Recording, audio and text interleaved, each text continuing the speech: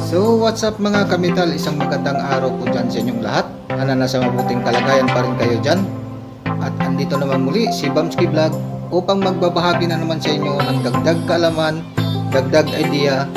Ito'y patungkol kung paano mag-cut ng ating 90 degree elbow. Actually mga kamital, meron na akong nagawang video nito. Gawin natin na 60 degree or kahit anong degree. O kaya lang yung example ko doon ay maliit lang na elbow. 6 inch lang yata yung naging example ko doon. May nag-request sa atin na si shoutout sa iyo dyan na Sir Ryan Manuel. Request niya ay kung paano mag-cut ng malaking elbow sa 90 degree na gawin 80 degree, ay 36 inch na elbow. Napakalaki yan. So yung ating elbow na in example noon sa ating video na ginawa, ay yun pa rin yung ating gagamitin na formula. Doon kasi sa ating maliit na elbow, gumawa lang tayo ng 4 na division doon sa ating example. So itong gagawin natin ngayon ay 36 inch. Pagbigyan natin yung request ni Sir Ryan Manuel at magkakat siya ng 80 degree.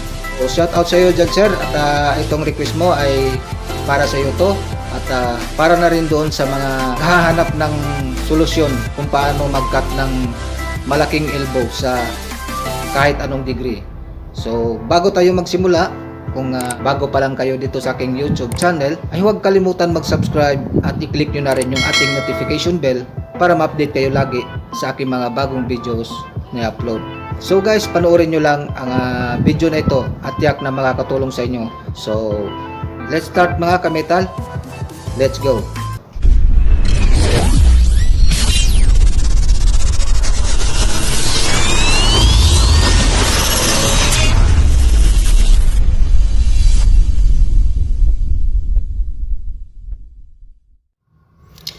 So ito na ngayon guys yung ating example na ating gagawing kuhanan ng ating 80 degree. Kakatingin natin yung 90 degree elbow upang gawin natin na 80 degree.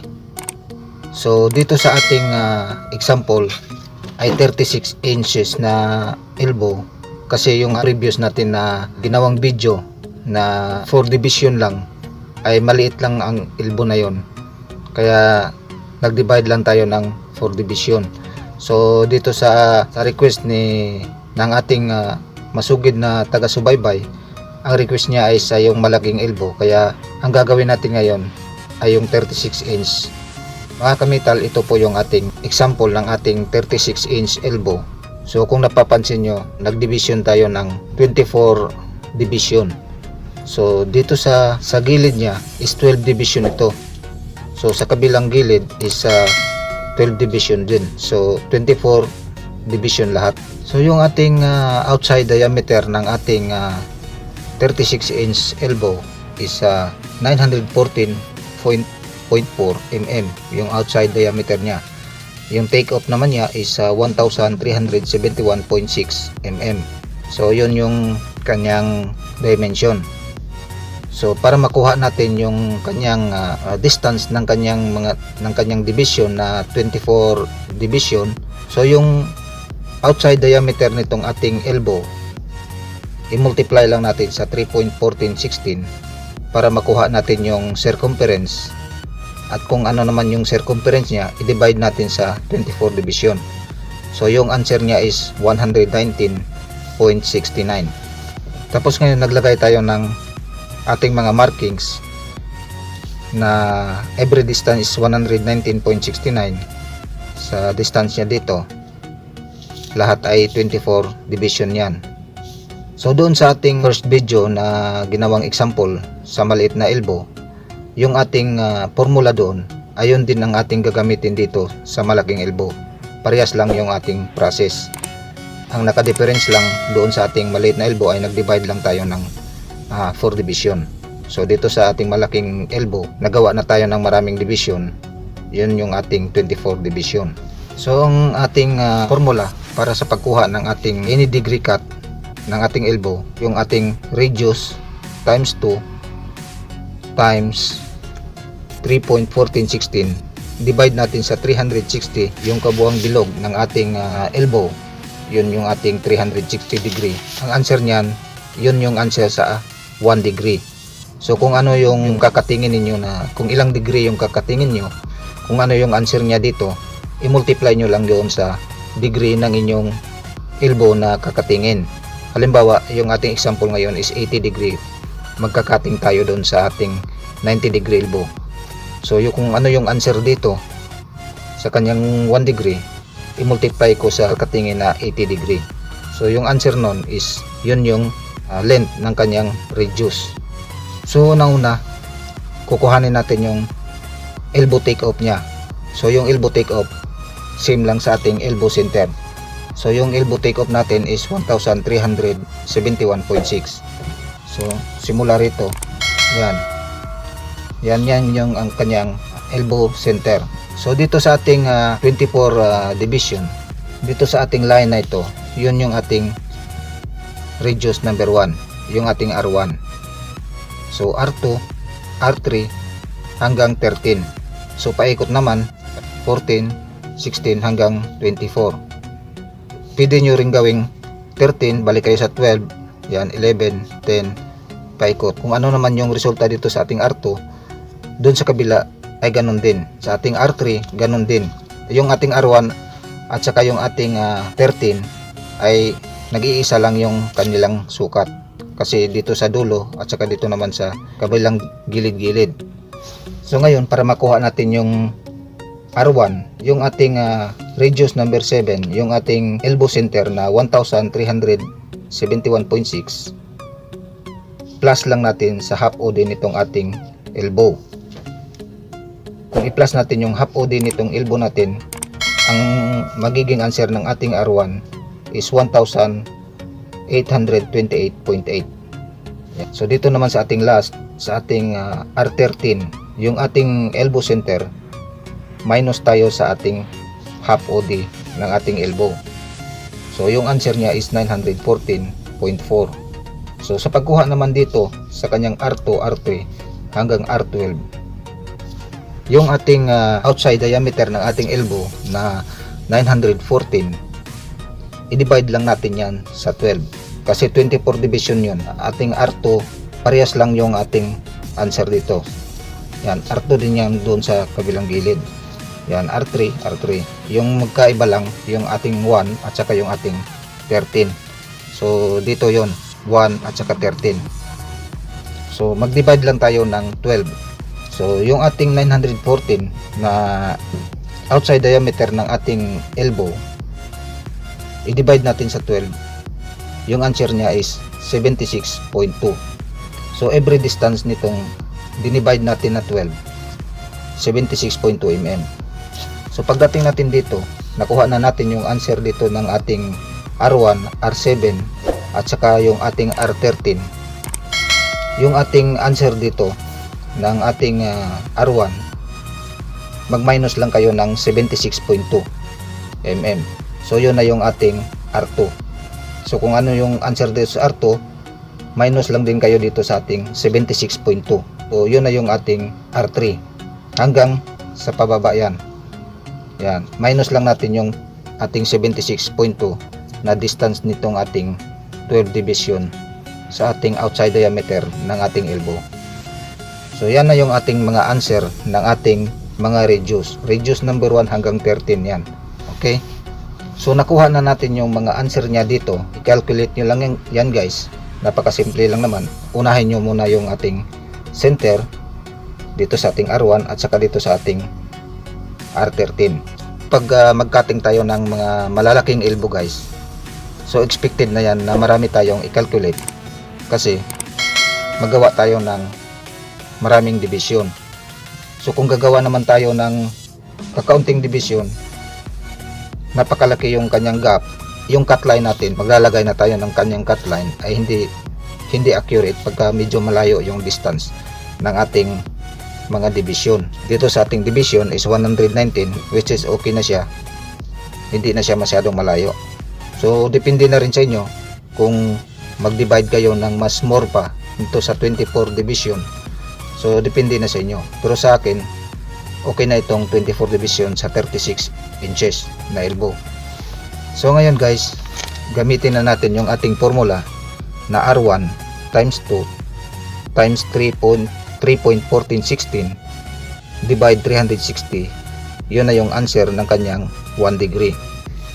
So ngayon, yung sa R1 natin, yung ating R1 is 1828 times 2 times 314.16 divide 360, yun na yung ating 31.91, answer niya sa 1 degree.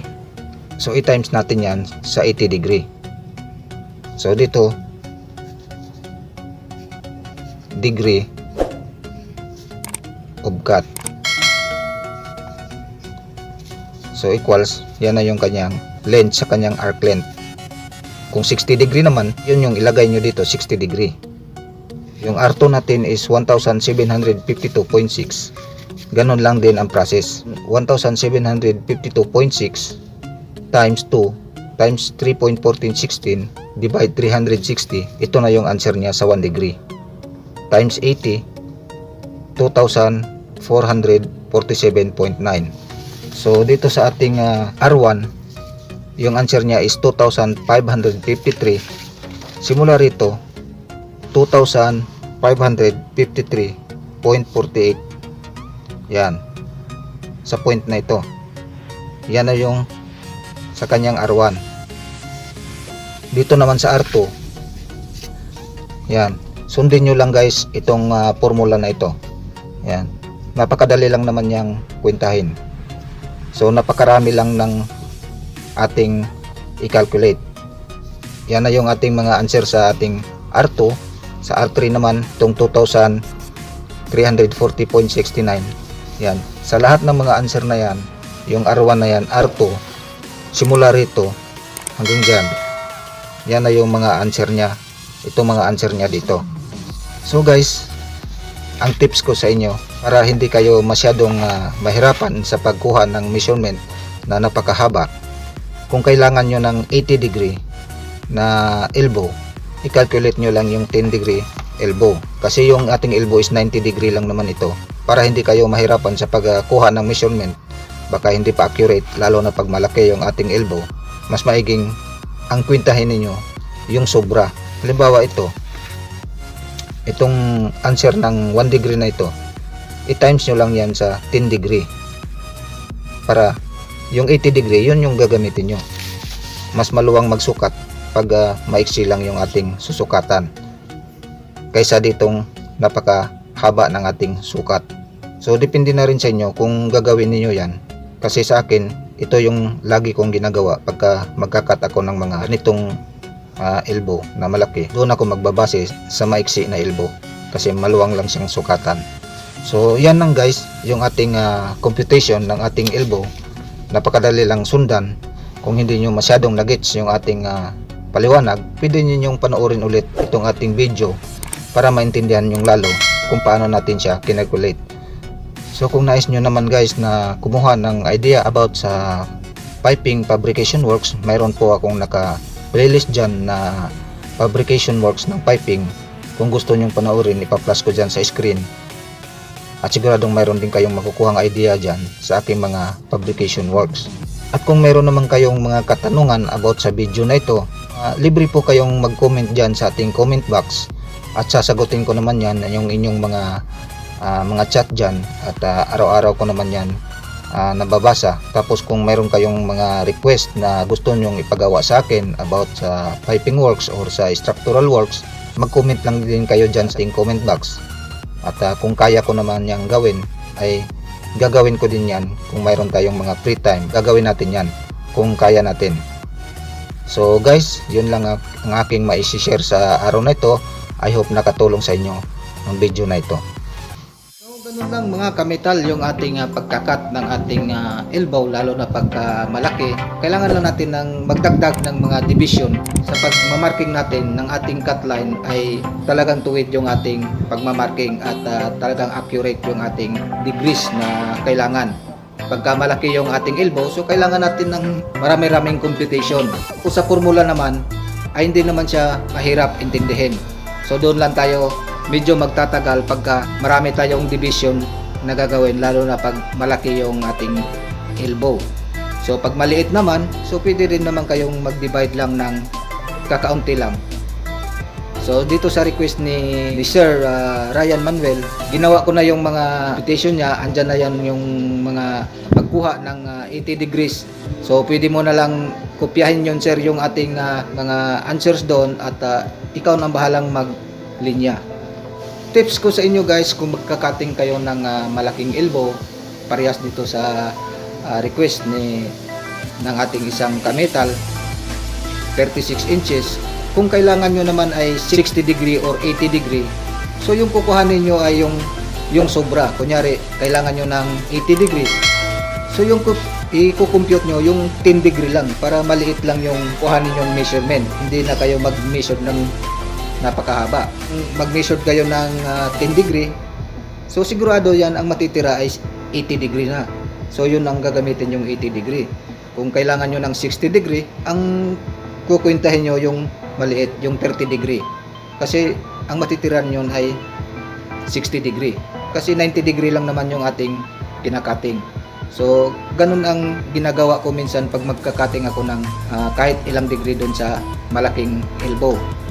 Kasi pag kinumpute mo yung malaki, mahirapan ka doon sa sa pagkuha ng ating measurement. So minsan hindi pa accurate. So tips ko lang yan sa inyo. Kung gusto nyo gawin, kayo na po bahala. So yun lang ang ating may share sa inyo sa araw na ito mga kametal. Sana ay nakatulong sa inyo ang video na ito, at sana ay magamit ninyo sa inyong mga trabaho. At kung hindi pa naman kayo nakapag-subscribe dito sa aking YouTube channel, ay i-subscribe nyo na yan at patuloy suportahan ang ating channel, at i-share at i-like na rin yung ating videos, at i-click nyo na rin yung ating notification bell para ma-update kayo lagi sa ating mga bagong videos na i-upload. So yun lang mga kametal, at maraming salamat sa inyong lahat. Mabuhay po kayo. Thank you and God bless. Bye bye.